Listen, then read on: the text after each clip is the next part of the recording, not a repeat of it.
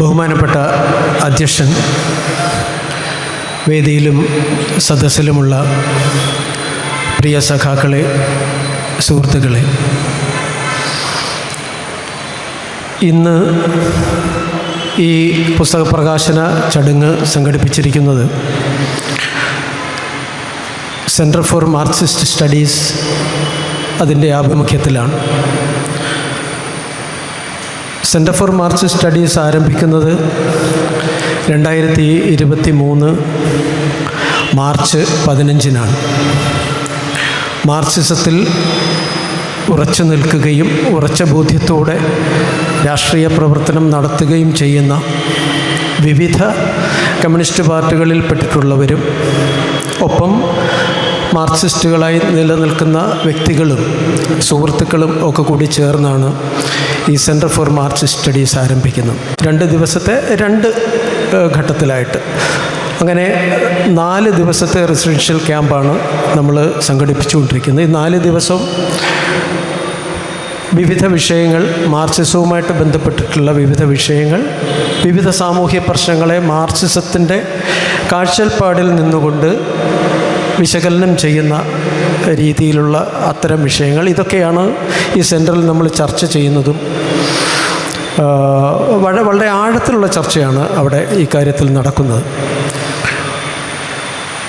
അവിടെ എത്തുന്ന സഖാക്കൾ പലരും പല രാഷ്ട്രീയ പാർട്ടിയിലുള്ളവരാണ്. അവർ വളരെ ജനാധിപത്യപരമായിട്ടുള്ളൊരു ചർച്ചയാണ് ആ ചടങ്ങ്, ഈ ക്യാമ്പിൽ നടത്തുന്നത്.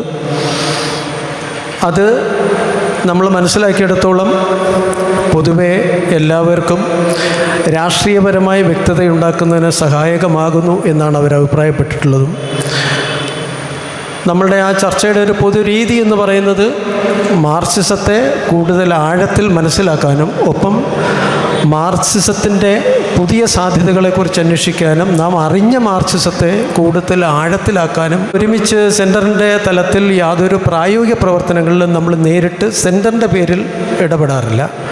സെൻട്രൽ പങ്കാളികളായിട്ടുള്ള പല സഖാക്കളും പല പ്രസ്ഥാനങ്ങളിൽ വർക്ക് ചെയ്യുന്നതുകൊണ്ട് തന്നെ അവർ അവരുടേതായ പ്രസ്ഥാനത്തിലൂടെ വർക്ക് ചെയ്യുന്നു എന്ന് മാത്രം. ഇത് സെൻറ്ററിൻ്റെ പേരിലുള്ള ആദ്യത്തെ ഒരു ഓപ്പൺ പ്രോഗ്രാമാണ്. അതിൻ്റെ കാരണം ഈ പുസ്തകം പരിഭാഷപ്പെടുത്തിയിരിക്കുന്നത് സെൻറ്ററിലെ സജീവ ഒരംഗമായിട്ടുള്ള സഖാവ് ടി നാരായണൻ വട്ടൂളിയാണ്. അതുകൊണ്ടാണ് ഇങ്ങനെ ഒരു ഓപ്പൺ പ്രോഗ്രാമിലേക്ക് നമ്മൾ പോകുന്നത്. 1991 സോവിയറ്റ് യൂണിയൻ്റെ പതനത്തോടുകൂടി ലോകത്ത് മാർക്സിസത്തിന് ചരമക്കുറിപ്പ് എഴുതിയ ധാരാളം വിദ്വാൻമാരുണ്ടായിട്ടുണ്ട്. മാർക്സിസത്തിൻ്റെ കാലം കഴിഞ്ഞുവെന്നും ഇനിയുള്ളത് മുതലാളിത്തമാണെന്നും മുതലാളിത്തത്തിനപ്പുറത്തേക്ക് ഇനി ഒരു സാമൂഹ്യ വ്യവസ്ഥ സാധ്യമല്ല. തന്നെ ഈ 91 സോവിയറ്റ് യൂണിയൻ പൊളിഞ്ഞതിന് ശേഷം യഥാർത്ഥത്തിൽ സോവിയറ്റ് യൂണിയൻ പൊളിഞ്ഞപ്പോൾ അതൊരു സോഷ്യലിസ്റ്റ് വ്യവസ്ഥയാണോ എന്നുള്ളൊരു അന്വേഷണം പോലും നടത്താത്ത എന്ന് പറയാൻ കാരണം ഒരു സോഷ്യലിസ്റ്റ് വ്യവസ്ഥ ആന്തരികമായി തകരാൻ സാധ്യമല്ല. ഒരു മാർക്സിസ്റ്റ് നിലപാടിൽ നിന്ന് നമ്മൾ നോക്കുമ്പോൾ അത് സാധ്യമല്ല. ഉള്ളൊരു അന്വേഷണം വസ്തുനിഷ്ഠമായിട്ട് നടത്തുന്നതിന് പകരം നേരെ മാർക്സിസത്തെ കടന്നാക്രമിക്കാനായിരുന്നു പല ബുദ്ധിജീവികളും ബൂർഷ്വാ പണ്ഡിതരും ഒക്കെ തന്നെയും ശ്രമിച്ചത്.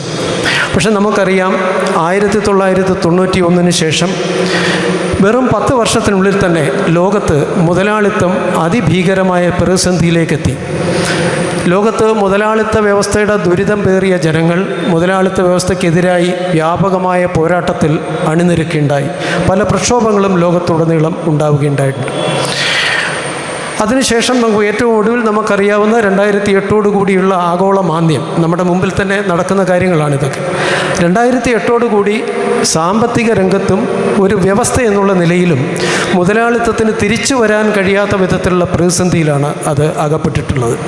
ഇന്ന് നമ്മളെല്ലാവരും വായിക്കുന്നവരായതുകൊണ്ട് നമുക്കറിയാം, ഒരു വ്യവസ്ഥ എന്നുള്ള നിലയിൽ ആന്തരികമായി നിലനിൽക്കാൻ സാധ്യമല്ലാത്ത ഒരു സാമൂഹ്യ വ്യവസ്ഥയാണ് മുതലാളിത്തം. അതേസമയത്ത് ഇന്ന് വർത്തമാന ലോക സാഹചര്യത്തിൽ മുതലാളിത്തത്തെ നിലനിർത്താൻ അത് ശ്രമിക്കുന്നത് പുതിയ ഫാസിസ്റ്റ് ഫോഴ്സുകളെ ഫാസിസ്റ്റ് ശക്തികളെ കെട്ടഴിച്ചു വിട്ടുകൊണ്ടും അത്തരം വലതുപക്ഷ ശക്തികളെ പല രാജ്യങ്ങളിലും സജീവമാക്കിക്കൊണ്ടും മുതലാളിത്ത വ്യവസ്ഥയെ മുന്നോട്ട് കൊണ്ടുപോകാമെന്നാണ് മുതലാളിത്തം എന്ന് ആഗ്രഹിക്കുന്നത്. പക്ഷേ കഴിയുന്നില്ല എന്നുള്ളൊരു ചോദ്യം വരുന്നുണ്ട്.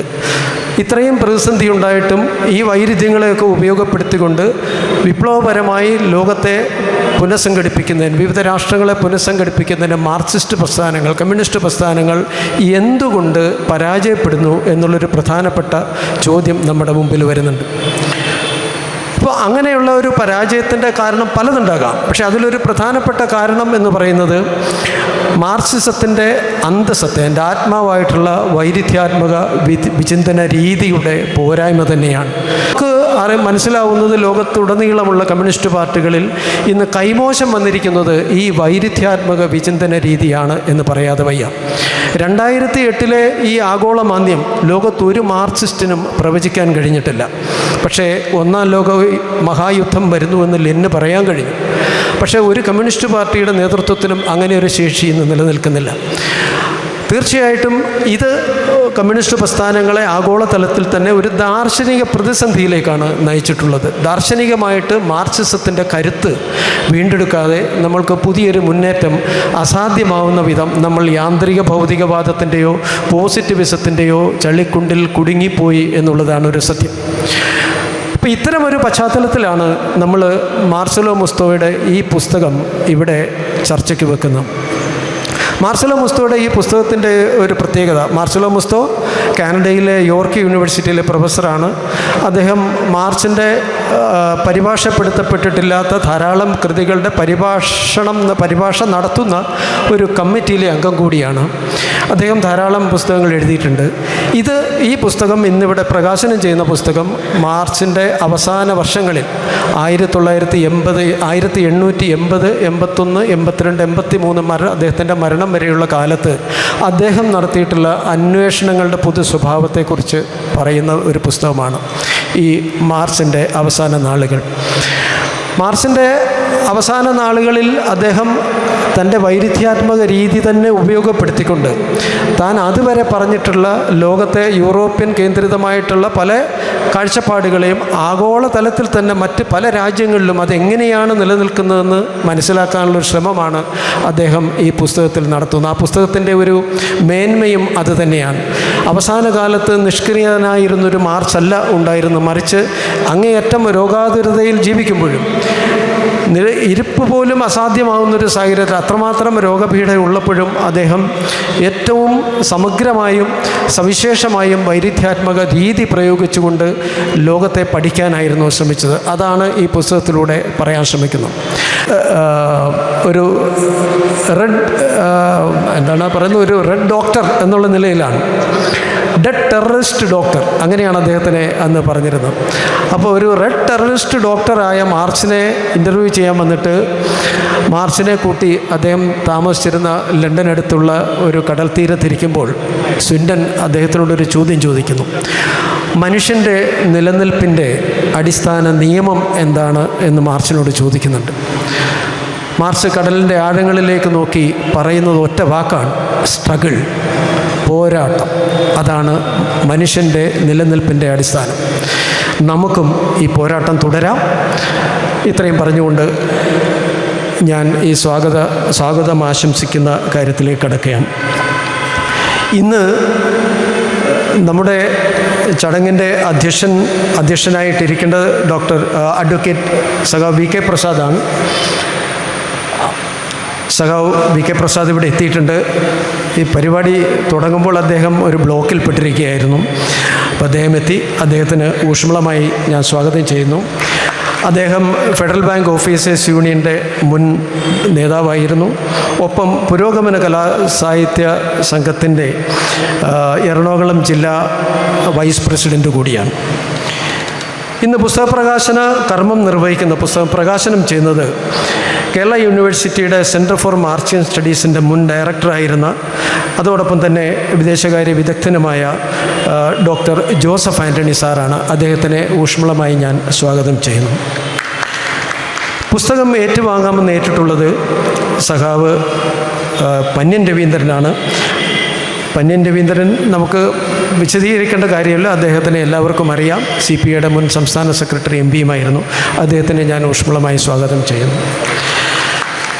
പുസ്തക പരിചയം, പുസ്തകം പരിഭാഷപ്പെടുത്തിയ ആൾ തന്നെയാണ് പുസ്തക പരിചയം നടത്തുന്നത്, T. നാരായണൻ വട്ടൂളി.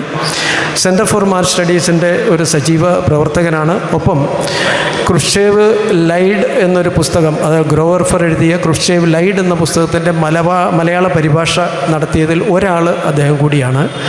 അത് ക്രുഷ്ചേവ് നുണ പറഞ്ഞു എന്നുള്ളൊരു പുസ്തകം. T. നാരായണൻ വട്ടൂളിയെ ഞാൻ സ്വാഗതം ചെയ്യുന്നു. ഇന്നത്തെ തുടർന്നുള്ള ചർച്ചയിൽ പങ്കെടുക്കുന്നത് ഒന്ന് സഖാവ് MK ദാസനാണ്, സംസ്ഥാന സെക്രട്ടറി CPIML റെഡ് സ്റ്റാർ. അദ്ദേഹത്തെ ഞാൻ സ്വാഗതം ചെയ്യുകയാണ്. M. ശ്രീകുമാർ, അദ്ദേഹം MCPI-U അതിൻ്റെ സംസ്ഥാന സെക്രട്ടറിയാണ്. അദ്ദേഹത്തെ ഞാൻ സ്വാഗതം ചെയ്യുന്നു. സഖാവ് PK വേണുഗോപാലൻ, അദ്ദേഹം MLPI red flag, Marxist Leninist party of India red ഫ്ലാഗിൻ്റെ കേന്ദ്ര കമ്മിറ്റി അംഗമാണ്. സഖാവിനെ ഞാൻ പുഷ്പളമായി സ്വാഗതം ചെയ്യുകയാണ്. Doctor V. പ്രസാദ്, അദ്ദേഹം ഭഗത് സിംഗ് പൊളിറ്റിക്കൽ ഫോറത്തിൻ്റെ ചെയർമാനാണ്. P. സുശീലൻ, CPIMLൻ്റെ സംസ്ഥാന സെക്രട്ടറിയാണ്. സഖാവിനെ സ്വാഗതം ചെയ്യുകയാണ്. P. കൃഷ്ണമ്മാൾ, മുതിർന്ന ട്രേഡ് യൂണിയൻ നേതാവും NTUA-യുടെ നാഷണൽ ട്രേഡ് യൂണിയൻ ഇനിഷ്യേറ്റീവിൻ്റെ ദേശീയ എക്സിക്യൂട്ടീവ് കമ്മിറ്റി മെമ്പറും MCPI-U-വിൻ്റെ സംസ്ഥാന സമിതി അംഗവുമാണ്. സഖാവിനെ ഞാൻ സ്വാഗതം ചെയ്യുകയാണ്. രവി പാലൂർ, അദ്ദേഹം CPIML മാസ് ലൈൻ്റെ സംസ്ഥാന കമ്മിറ്റി അംഗമാണ്. അദ്ദേഹത്തിനെ സ്വാഗതം ചെയ്യുന്നു. പിന്നെ സണ്ണി അമ്പാട്ട്, CPIML ലിബറേഷൻ്റെ സംസ്ഥാന കമ്മിറ്റി അംഗമാണ്. അദ്ദേഹത്തെ സ്വാഗതം ചെയ്യുന്നു. റോബി അരയക്കണ്ടി, അദ്ദേഹം CPIML ന്യൂ ഡെമോക്രസിയുടെ സ്റ്റേറ്റ് ഓർഗനൈസിംഗ് കമ്മിറ്റി മെമ്പറാണ്. അദ്ദേഹത്തിനെ സ്വാഗതം ചെയ്യുന്നു. പിന്നെ നന്ദി പറയുന്നതിന് M. ഗോപകുമാർ, അദ്ദേഹം ഭഗത് സിംഗ് പൊളിറ്റിക്കൽ ഫോറത്തിൻ്റെ അംഗമാണ്. അദ്ദേഹത്തിന് ഞാൻ സ്വാഗതം ചെയ്യുകയാണ്. അദ്ദേഹം വേദിയിലുണ്ട്. പിന്നെ ഈ പരിപാടിയിൽ പിന്നെ ഒരാൾ വിട്ടുപോയി, സഹാവ് ശ്യാം, ശ്യാം, അദ്ദേഹം ദേശാഭിമാനിയുടെ ന്യൂസ് എഡിറ്ററാണ്. ശ്യാം ദേശാഭിമാനിയുടെ ന്യൂസ് എഡിറ്ററാണ്. അദ്ദേഹത്തെ ഞാൻ സ്വാഗതം ചെയ്യുന്നു. ബാക്കി ഈ പരിപാടിയിൽ പങ്കെടുക്കുന്ന